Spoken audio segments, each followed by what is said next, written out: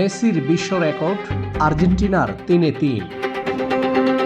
মাঠে খেলা চলছে, কিন্তু দর্শকের চোখ যেন অন্য কোথাও, একজনের দিকে, যিনি তখনও বেঞ্চে, লিওনেল মেসি।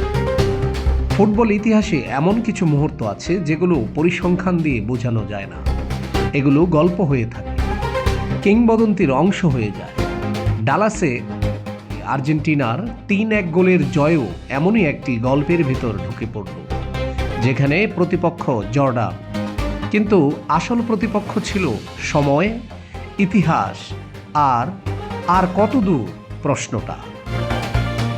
ম্যাচের শুরুতে আর্জেন্টিনা যেন নিজেদের ছায়া নিয়েই খেলছিল। 9টি পরিবর্তন, প্রথম একাদশ অনেকটাই রিজার্ভ বেঞ্চ, তবুও ছন্দের অভাব নেই। 19 মিনিটে জিওভান্নি লো সেলসোর বাঁ পায়ের ফ্রি কিক, একটা বাঁক নেওয়া কবিতা। বলটা দেয়াল পেরিয়ে গোলপোস্টের কোণে ঢুকে গেল এমনভাবে যেন আগে থেকেই ঠিক করে রাখা ছিল। ঘণ্টাখানেকের মাথায় বেঞ্চ থেকে উঠে দাঁড়ান মেসি। স্টেডিয়ামের শব্দ তখন আর শব্দ থাকে না, একটা ঢেউ হয়ে ওঠে। আপনি সেটা শুনতে পারবেন না, শুধু অনুভব করবেন। তিনি মাঠে নামলেন, ধীরে, স্বাভাবিক, যেন জানেন সময় এখন তার। 80 মিনিটে ফ্রি কিক, দূরত্ব প্রায় 25 মিটার। এই দৃশ্যটা আমরা আগে দেখেছি অসংখ্যবার, তবু প্রতিবারই নতুন লাগে, যেমন পুরনো কোনো প্রিয় গান নতুন করে শুনলে ভালো লাগে। শট নিলেন তিনি, নিচু, নিখুঁত হিসেবেই। বলটা দেয়াল ঘুরে গোলকিপার ইয়াজিদ আবুলাইলার ভুল আন্দাজকে শাস্তি দিয়ে জালে ঢুকে গেল। এটাই সেই গোল, টানা 7টি বিশ্বকাপ ম্যাচে গোল।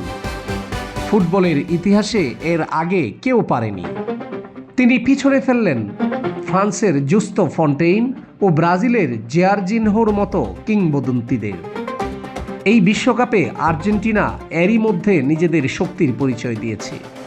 গ্রুপ জয় নিশ্চিত, নকআউট সামনে, কিন্তু এই ম্যাচটা, এই 3-1 জয় শুধু 3 পয়েন্টের হিসাব নয়, এটি একটি বার্তা কেপ ভার্দের জন্য, পরের প্রতিপক্ষের জন্য, আর সবচেয়ে বড় কথা ইতিহাসের জন্য। কারণ ইতিহাস কখনোই শুধু ফলাফল মনে রাখে না, ইতিহাস মনে রাখে মুহূর্ত। লো সেলসোর ফ্রি কিক ছিল নিখুঁত, মার্তিনেসের পেনাল্টি ছিল নিশ্চিত, কিন্তু মেসির গোল, এটা ছিল অনিবার্য, যেন এই গল্পে তার নামটা আগেই লেখা ছিল।